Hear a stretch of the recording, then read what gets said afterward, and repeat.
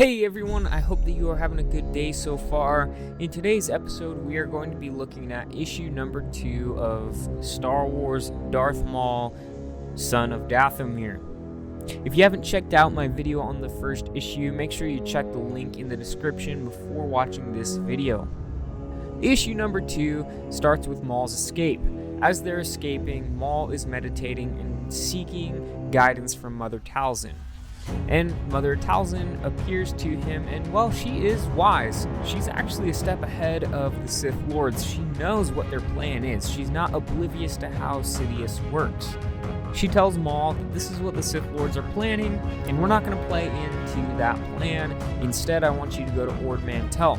Ord Mantell is where the Black Sun have a stronghold, and if you remember, the Black Sun is one of the major crime syndicates that is a part of Darth Maul's Shadow Collective. Maul arrives on Ord Mantell with the promise that Talzin is going to send aid from Dathomir. And he meets up with the leadership of his Shadow Collective and runs through the plan. He tells them that the Separatists are going to be there, that a battle is at hand, and they must be prepared. In planning their attack, Dooku tells Grievous that he is going to bombard the ground from orbit while he is going to take Mother Talzin himself. On the ground, Maul briefs his forces on his plan. He knows what the Separatists are probably going to do. He knows that a bombardment from orbit is likely going to be their first tactic, and they won't actually send ground forces, they won't actually send battle droids until they can ensure a victory.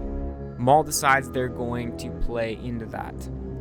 At that moment, an incoming transport from Dathomir arrives, where Maul brings Saxon with him to greet this transport. And I thought this was interesting that Maul really puts a lot of stock in his Mandalorian lieutenants. Cast, who is one of the Mandalorian super commandos, she actually shows up in episode 9 of season 7 of the Clone Wars. He puts a lot of trust in these super commandos, and he basically tells Cass to bring the rest of his forces up to speed on the battle plan. Maul and some of his Mandalorian super commandos are there to greet the transport that is carrying Brother Viscus and the rest of his Night Brother clan. Well, this Night Brother clan should be familiar to you because they have shown up in the Clone Wars before. Brother Viscus is the Night Brother who led the tribe Savage Opress and Maul are from. Moments afterwards, Grievous and his fleet arrive into orbit and immediately begin firing on the Ord Mantell fortress. But remember, Maul knew this was going to happen, and his forces move into action. Maul and Saxon peace out and go to their phase of the plan, and he tells the Night Brother forces to wait at his command center because really there wasn't time to brief them, but he knows that these capable warriors are going to figure things out. After the bombardment, Grievous gives the command to land his troops, and just like last time, Grievous sends an absurd amount of battle droids. Only this time, Maul has the numbers to match them. His forces include the Black Sun, the Pikes, and his Mandalorian super commandos. While the ground battle ensues, Dooku flies in solo with one purpose: to find Mother Talzin and defeat her. But while this is happening, Grievous on his command ship senses that something is not right. He remembers the fighters, the Mandalorian fighters that aided Maul's escape in the last battle, but he hasn't seen them. His tactical droid calculated they were destroyed before liftoff in the bombardment, but Grievous is skeptical. And sure enough, immediately Maul's fleet attacks his command ship.